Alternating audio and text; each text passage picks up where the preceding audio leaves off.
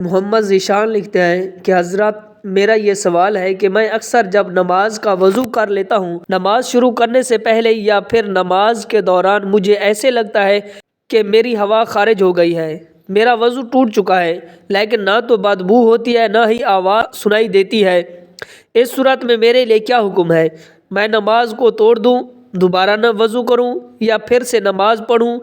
ضرور رہنمائی فرمائیں۔ بھائی نے بہت ہی اچھا سوال پوچھا ہے اور بہت سارے لوگ اس مسئلے کا شکار ہیں۔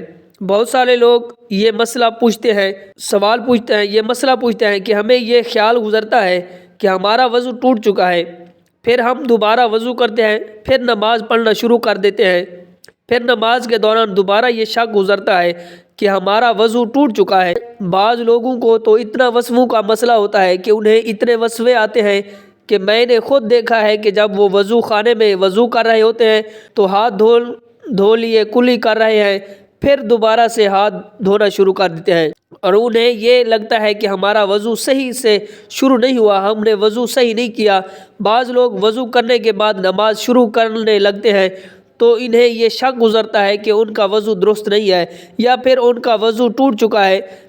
وہ پھر دوبارہ وضو خانے کی طرف جاتے ہیں، دوبارہ وضو کرتے ہیں۔ بعض لوگ نماز پڑھتے پڑھتے انہیں یہ شک گزرتا ہے کہ ان کا وضو ٹوٹ چکا ہے اور پھر وہ بار بار وضو کرنے اور نماز پڑھنے کے چکر میں رہتے ہیں۔ تو کیا اس طرح نماز توڑ دینی چاہیے؟ اگر یہ شک گزرے کہ وضو ٹوٹ چکا ہے، وضو کے ٹوٹنے کا شک گزرے تو کیا وضو ٹوٹ جائے گا، دوبارہ وضو کرنا پڑے گا، پھر سے نماز پڑھنی پڑے گی؟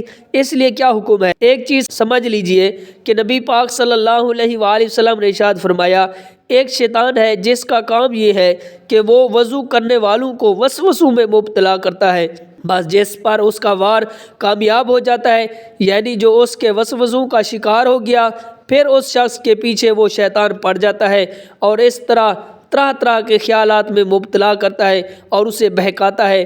طبرانی کے اندر ایک روایت موجود ہے، حضرت ابن عباس روایت کرتے ہیں کہ جب تم میں سے کوئی شخص نماز پڑھتا ہے تو شیطان آتا ہے اور اس کے مقعد میں پھونک مارتا ہے، پخانے والی جگہ میں اس کو خیال ابھرتا ہے کہ وہ بے وضو ہو گیا ہے، یعنی اس کا وضو ٹوٹ چکا ہے، حالانکہ وہ بے وضو نہیں ہوا۔ تم میں سے جو بھی اس صورتحال سے دوچار ہو وہ نماز نہ توڑے جب تک آواز نہ سنائی دے یا بدبو محسوس نہ کرے۔ جب تک اسے آواز نہ سنائی دے یا پھر بدبو محسوس نہ ہو تو اس وقت تک وہ اپنی نماز نہ توڑے گا۔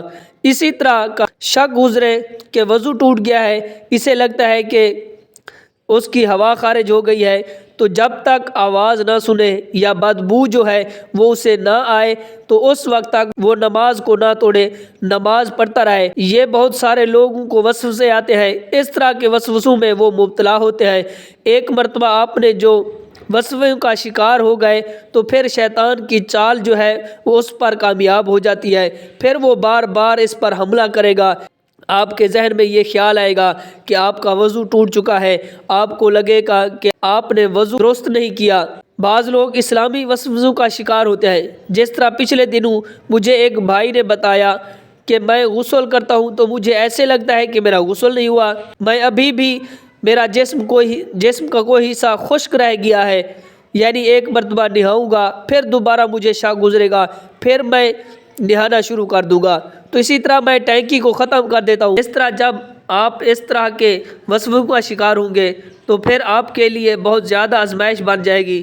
جب تک آپ کو یقین نہ ہو جائے کہ آواز نہیں سنائی دی یا ہوا خارج نہیں ہوئی، پھر جو ہے کوئی بدبو محسوس نہیں ہوئی، تو اس وقت تک آپ نماز نہ توڑیں، آپ کا وضو باقی ہے۔ اس وضو کے ساتھ آپ جتنی مرضی نمازیں پڑھنا چاہیں پڑھ سکتے ہیں، آپ نماز پڑھتے رہیں۔ ایسا نہیں ہے کہ فوراً آپ نماز توڑ دیں، آپ کا وضو ٹوٹ گیا۔ تو یہ جو وسوسے ہوتے ہیں یہ شیطان کی چال ہوتی ہے کہ آپ اگر اس طرح نماز کو توڑ دیں گے یا یہ سمجھیں گے کہ میرا وضو ٹوٹ گیا ہے تو اس طرح شیطان کی چال جو ہے آپ پر کامیاب ہو جاتی ہے۔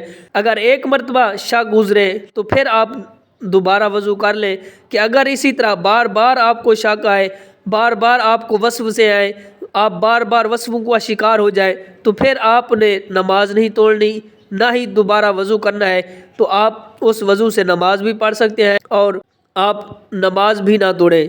امید ہے بات سمجھ آ گئی ہوگی۔ اللہ پاک عمل کرنے کی توفیق عطا فرمائے۔ Subscribe to Mufti Akmal Mujahid online and press the bell icon for more videos.